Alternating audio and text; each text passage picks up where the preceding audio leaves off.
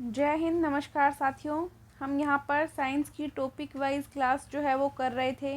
कुछ फिज़िक्स के टॉपिक हमने कवर कर लिए थे और आज की जो हमारी क्लास रहेगी वो बायोलॉजी की रहेगी। तो बायोलॉजी का हम यहाँ टॉपिक वाइज अध्ययन करेंगे और आज का जो हमारा विषय रहेगा वो रहेगा अंतःस्रावी तंत्र। आपके एग्ज़ाम के अकॉर्डिंग लेवल को ध्यान में रखकर ये क्लास बनाई जा रही है। जो भी इम्पोर्टेंट क्वेश्चन बनते हैं वो हम कवर करते जाएंगे।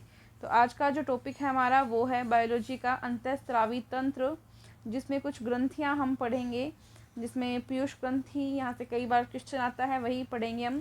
थायराइड ग्रंथि, पैराथायराइड ग्रंथि और एड्रिनल ग्रंथि। इसके अलावा और भी जो इम्पोर्टेंट पॉइंट्स बनते हैं वो हम पढ़ने वाले हैं। तो देखिए ग्रंथियाँ क्या होती है, सबसे पहले तो ये आपको पता होना चाहिए। तो बॉडी के वे पार्ट जो रासायनिक पदार्थ का उत्सर्जन करते हैं उनको हम क्या कहते हैं, ग्रंथियाँ कहते हैं या ग्लैंड्स कहते हैं। रासायनिक पदार्थ कौन से, किस टाइप के रासायनिक पदार्थ को उत्सर्जित करती हैं ग्रंथियाँ, तो कोई एंजाइम्स हुआ या हार्मोन्स हुए उनको ये उत्सर्जित करती हैं, उनका उत्सर्जन करती हैं, बाहर निकालती है, ठीक है, एंजाइम्स और हार्मोन्स को। हमारी बॉडी में कुछ ग्रंथियाँ ऐसी हैं जो एंजाइम्स का उत्सर्जन करती हैं और कुछ ग्रंथियाँ ऐसी है जो हार्मोन्स का उत्सर्जन करती है, ठीक है। आधी आधी अलग अलग पार्ट में डिवाइड हो गई ना। कुछ तो ऐसी हो गई जो एंजाइम को बाहर निकाल रही है और कुछ ऐसी हैं जो हार्मोन्स का उत्सर्जन करती हैं, ठीक है। तो इस बेसिस पर क्या हुआ कि जो ग्रंथियाँ हैं उनको दो पार्ट में डिवाइड कर दिया गया, ठीक है। कितने पार्ट में डिवाइड कर दिया गया, दो पार्ट में। तो देखो यहाँ पर पहला पार्ट क्या हो गया कि बाह्य स्रावी ग्रंथि बोला गया और दूसरा जो पार्ट हुआ उसको क्या बोला गया, अंतःस्रावी ग्रंथि बोला गया। कितने पार्ट हो गए, दो पार्ट। पहला तो बाह्य स्रावी ग्रंथि और दूसरा पार्ट अंतःस्रावी ग्रंथि, आपने पढ़ा भी होगा कई बार। अब देखिए कुछ ग्रंथि ऐसी हैं जो एंजाइम का स्रावन करती है। देखो अभी हमने पढ़ा था बाह्य स्रावी ग्रंथि, तो जो बाह्य स्रावी ग्रंथि है वो किसका स्रावन करती है, किसका उत्सर्जन करती है, एंजाइम्स का। किसका, एंजाइम्स का। और ऐसी ग्रंथि जो हार्मोन्स का स्रावन करती हैं उनको हम कहते हैं अंतःस्रावी ग्रंथि। अंतःस्रावी ग्रंथि, तो क्या समझे कि एंजाइम का स्रावन करने वाली तो बाह्य स्रावी ग्रंथि, और जो हार्मोन्स को रिलीज़ करती हैं, हार्मोन्स का उत्सर्जन करती हैं, उनको हम कहते हैं अंतःस्रावी ग्रंथि। तो इन दोनों में अंतर आप समझ गए, चलो वेरी गुड। अब देखिए अंतःस्रावी ग्रंथि के कुछ पार्ट हैं वो हम यहाँ पे कवर करेंगे। तो इसमें है पहला हमारा पीयूष ग्रंथि, जो इम्पोर्टेंट है वही हम ले रहे हैं। तो अंतःस्रावी ग्रंथि में हो गया पीयूष ग्रंथि, दूसरा है यहाँ पे थायराइड ग्रंथि और तीसरा है हमारे पास इम्पोर्टेंट पैराथायराइड ग्रंथि। ये तीन प्रकार की जो ग्रंथियाँ हैं वो मुख्यतः हम यहाँ कवर करेंगे। पीयूष ग्रंथि, थायराइड ग्रंथि, पैराथायराइड ग्रंथि किसके पार्ट है, ये अंतःस्रावी ग्रंथि के पार्ट है। तो ये आप समझ गए। चलिए नेक्स्ट देखते हैं। यहाँ पर पैराथायराइड ग्रंथि तक पढ़ लिया हमने, इसके बाद में क्या है, एड्रिनल ग्रंथि, ठीक है। तो इतने चार ये हो गए हमारे, लगभग 4-5 जो है इम्पोर्टेंट जो रहती हैं वही हम पढ़ेंगे। तो पहला हो गया इसमें, देखो दोबारा बता देती हूँ, पहला पीयूष ग्रंथि, दूसरा आपका हो गया थायराइड ग्रंथि, तीसरा हो गया पैराथायराइड, 3 तक हो गए। अब देखिए चौथा इम्पॉर्टेंट जो हम पढ़ेंगे वो है यहाँ पे एड्रिनल ग्रंथि। ये पीछे कवर हो चुका है, ये 3rd नंबर वाला ये पैराथायराइड ग्रंथि, और यहाँ पे है ये 4th नंबर एड्रिनल ग्रंथि। कई बार क्वेश्चन पूछा जाता है यहाँ से, तो इसको हम कवर करेंगे। देखिए ऐसे ग्रंथि जो हार्मोन और एंजाइम दोनों का स्रावन करती है उसको हम मिश्रित ग्रंथि कहते हैं। इसका एग्जाम्पल है अग्नाशय। अग्नाशय जो है वो मिश्रित ग्रंथि है क्योंकि हार्मोन भी रिलीज़ करती हैं और एंजाइम भी रिलीज़ करती हैं। और ये क्वेश्चन बहुत ज़्यादा इंपॉर्टेंट है, इसको स्टार कर लीजिए। अग्नाशय ग्रंथि किस प्रकार की ग्रंथि है, कई बार पूछा जाता है। या ऐसे क्वेश्चन आता है कि मिश्रित ग्रंथि का उदाहरण बताओ, बाकी सब ऑप्शन में मिलेगा, जैसे एड्रिनल या थायराइड, अग्नाशय, एड्रेनालिन, ऐसे कुछ क्वेश्चन ऑप्शंस जो है आपको मिल जाएंगे और उसमें आपको सही जवाब जो है आपका चुनना होगा। तो अग्नाशय ग्रंथि मिश्रित ग्रंथि है, ठीक है। अब हम यहाँ पे पढ़ रहे हैं पीयूष ग्रंथि यानी कि पिट्यूटरी ग्लैंड के बारे में।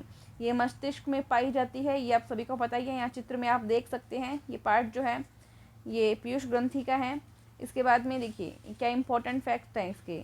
यह मस्तिष्क में रहती है। इसे हम मास्टर ग्लैंड बोलते हैं और इसको सेल टर्सिका भी बोलते हैं। मास्टर ग्लैंड, ये इम्पोर्टेंट है, मास्टर ग्रंथि कहलाती है, पीयूष ग्रंथि कहलाती है।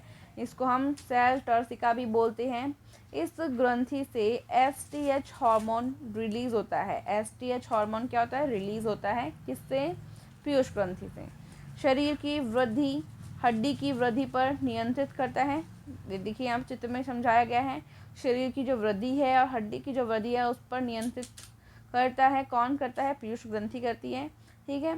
मानव शरीर की सबसे छोटी ग्रंथि पीयूष ग्रंथि होती है। ये इंपॉर्टेंट है। देखिए सबसे छोटी ग्रंथि कौन सी है मानव शरीर की? पीयूष ग्रंथि है, पिट्यूटरी ग्लैंड है। ओके, तो ये यहाँ पे हमने कुछ क्वेश्चन जो है वो कवर कर लिए हैं। नेक्स्ट हम चलते हैं और अब हमारी आती है यहाँ पे थायराइड ग्लैंड या थायराइड ग्रंथि। ठीक है, चलिए अब यहाँ पे ये आप देखते हैं तो इसमें थायराइड ग्रंथि जो है वो अंतःस्रावी ग्रंथि है। यह सबसे बड़ी ग्रंथि है। तो सबसे छोटी तो हो गई पीयूष ग्रंथि, सबसे बड़ी हो गई थायराइड ग्रंथि। ठीक है, तो ये देखिए यहाँ पे टीएसएच हार्मोन होता है। क्या होता है? एक टीएसएच हार्मोन होता है और ये हार्मोन क्या करता है? थायराइड ग्रंथि को हार्मोन रिलीज करने के लिए, हार्मोन स्रावित करने के लिए प्रेरित करता है। ठीक है।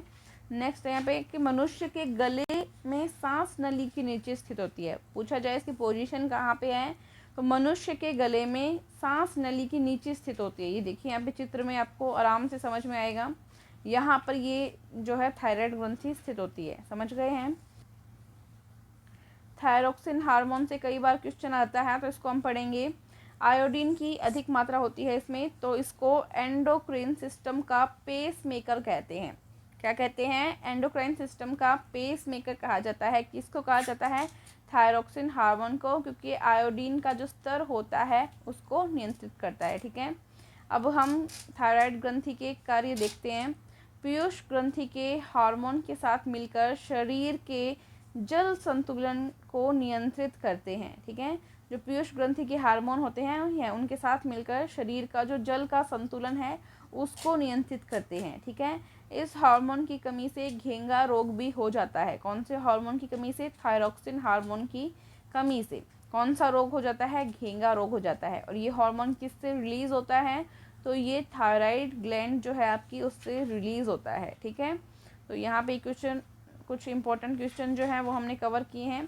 अब है हमारे पास यहाँ पे पैराथायराइड, पैराथायराइड ग्रंथि। ये यहाँ पे आप देख पा रहे हैं पैराथायराइड ग्रंथि। यह थायराइड ग्रंथि के पीछे ही स्थित होती है। कौन? पैराथायराइड ग्रंथि, इसीलिए इसका नाम पैराथायराइड ग्रंथि है। यह थायराइड ग्रंथि के पीछे ही स्थित होती है। यहाँ पे आप देख सकते हैं इसका फ्रंट व्यू इस तरह से होती है और ये आप इसका यहाँ पे बैक व्यू देख सकते हैं कि पीछे से किस तरह की होती है। तो ये हो गई आपकी पैराथायराइड ग्लैंड। ठीक है, अब कुछ जो इम्पोर्टेंट क्वेश्चन इससे बनते हैं वो क्वेश्चन हम यहाँ पे कवर करने वाले हैं। देखिए, इससे निकलने वाला जो हार्मोन होता है वो ब्लड में कैल्शियम की मात्रा का नियंत्रण करता है।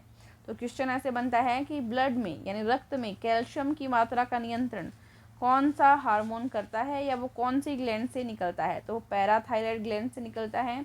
ठीक है, जो कैल्शियम की मात्रा का नियंत्रण करता है। पैराथायराइड जो ग्लैंड है, अब बात करते हैं कि उससे कौन कौन से हार्मोन मुख्यतः रिलीज होते हैं। तो दो हार्मोन्स हैं, जिसमें पहला है पैराथायराइड हार्मोन और दूसरा है कैल्सिटोनिन हार्मोन। पैराथायराइड हार्मोन और कैल्सिटोनिन हार्मोन। ठीक है, अब बात करते हैं कि अब ये किस कंडीशन में निकलते हैं, किस कंडीशन में निकलते हैं। पैराथायराइड हार्मोन जब निकलता है जब ब्लड में कैल्शियम की मात्रा कम हो जाती है। ब्लड में कैल्शियम कम हो जाती है ना, तब पैराथायराइड हार्मोन निकलता है और ये कैल्शियम की मात्रा को संतुलित करता है। जब ब्लड में कैल्शियम की मात्रा बढ़ जाती है तब कैल्सिटोनिन हार्मोन निकलता है। ठीक है, इन हार्मोन के अनबैलेंस्ड हो जाने पर पथरी जैसी बीमारी हो सकती है। आपने सुना होगा स्टोन या पथरी। तो ये जो कैल्सिटोनिन हार्मोन और पैराथायराइड हार्मोन हैं ये कैल्शियम की मात्रा का नियंत्रण करते हैं, आपको पता ही है। अगर ये अनियंत्रित हो जाए तो पथरी जैसी बीमारी आप हो सकती है। तो इसकी मात्रा जो है वो नियंत्रित रहनी चाहिए। इसके बाद में हमारे पास है यहाँ पर नेक्स्ट हमारी एड्रिनल ग्रंथि। ये ग्रंथि जीवन रक्षक हार्मोन को उत्सर्जित करती है। ये क्वेश्चन आया हुआ है, जीवन रक्षक हार्मोन को उत्सर्जित करने वाली ग्रंथि कौन सी है? तो एड्रिनल ग्रंथि या एड्रिनल ग्लैंड है। इस ग्रंथि से निकलने वाले हार्मोन मनुष्य शरीर के रक्तचाप को कंट्रोल करते हैं। जो ब्लड प्रेशर होता है मनुष्य के शरीर का, उसको कंट्रोल करते हैं कौन? एड्रिनल ग्रंथि से निकलने वाले हार्मोन्स। इसके 2 पार्ट होते हैं। कितने पार्ट होते हैं? 2 पार्ट होते हैं। चलिए देखते हैं। ये देखिए डायग्राम में यहाँ पे समझाया गया है कि जो ये ग्लैंड होती है, कौन सी ग्लैंड? आपकी एड्रिनल ग्लैंड। तो इसमें ये 2 पार्ट होते हैं, एक तो कॉर्टेक्स और दूसरा मेडुला। पहला तो हो गया यहाँ कॉर्टेक्स और दूसरा हो गया मेडुला। जो सेक्स हार्मोन होता है वो भी इस पार्ट से ही रिलीज होता है, कॉर्टेक्स पार्ट से। ठीक है, ये इसके 2 पार्ट हो गए। कॉर्टेक्स वाले पार्ट से ग्लूकोकॉर्टिकॉर्टाइज हार्मोन निकलता है। ठीक है, थोड़े हार्ड नाम है बट 2-4 बार पढ़ेंगे तो हमको याद हो जाएगा। कॉर्टेक्स वाला जो पार्ट होता है इससे ग्लूकोकॉर्टिकॉर्टाइज हार्मोन जो है वो निकलता है। और जो मेडुला पार्ट होता है इससे एपिनेफ्रिन हार्मोन निकलता है। एपिनेफ्रिन हार्मोन निकलता है कौन से पार्ट से? मेडुला पार्ट से। तो थोड़े से हार्ड नाम है बट 2-3 बार पढ़ेंगे तो हमको ये याद हो जाएंगे, कोई दिक्कत नहीं है। नेक्स्ट यहाँ पे पढ़े हम ग्लूकोकॉर्टिकॉर्टाइज क्या होता है।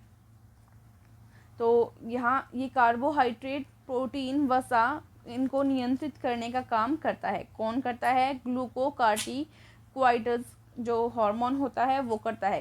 किन किन को नियंत्रित करता है? कार्बोहाइड्रेट, प्रोटीन, वसा इनको नियंत्रित करने का काम करता है। इसके बाद में है यहाँ पे एपिनेफ्रिन हार्मोन। ये क्या करता है? यह दिल धड़काना एकदम से बंद कर दे तो उसे चालू करने का काम करता है। अगर दिल धड़कना सडनली बंद कर दे तो उसको चालू करने का काम कौन सा हार्मोन करता है? एपिनेफ्रिन हार्मोन जो है वो करता है। ठीक है, तो ये यहाँ पे हम कुछ इम्पोर्टेंट चीज़ें हैं वही कवर कर रहे हैं। अब एक नोट यहाँ पे आपके लिए है। तो जो कॉर्टेक्स हार्मोन होता है, अगर कॉर्टेक्स में दिक्कत आ जाती है तो कॉर्टेक्स में दिक्कत आने से एडिसन रोग हो जाता है। कौन सा रोग हो जाता है? एडिसन रोग हो जाता है।